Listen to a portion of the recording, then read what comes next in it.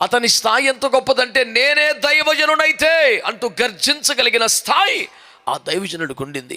అతని మాట కొరకు ఆకాశాలు వేచి ఉండేవి, అతను ఆజ్ఞాపిస్తేవి లోబడేవి, స్పందించేవి, అగ్ని దిగి వచ్చేది. ఇలాంటి భీకరమైన కార్యములు చేసిన దైవజనుడైన ఏలియా కూడా ఒక దినాన సేవలో అలసిపోయాడు,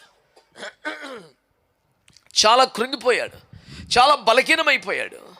ఇక చాలు, నా ప్రాణం తీసుకో ప్రభు అని మరణాపేక్ష కలిగిన వాడై ప్రార్థన చేశాడు. దేవుని బిడ్డలారా, అంత గొప్ప దైవజనుడే, అంత గొప్ప ప్రార్థనాపరుడే, ఆకాశమును తెరిచి అగ్నిని వర్షాన్ని రప్పించి దేవుని శక్తిని ప్రపంచం నిరూపించి యెహోవా ఏ దేవుడిని జనులు కేకలు వేసేలా చేసిన దైవజనుడే, నీళ్ళల్లో నానిపోయిన కట్టెల మీద కూడా అగ్ని రప్పించి మండించి బూడిదగా మార్చగలిగినటువంటి దైవజనుడని ఏలియాయే సేవలో తనకు కలిగినటువంటి పోరాటాలను బట్టి ఇంకా చాలు, నా ప్రాణం పోతే బాగుండును అని కోరుకున్నాడంటే ఎంత వ్యతిరేకత చూడాలి.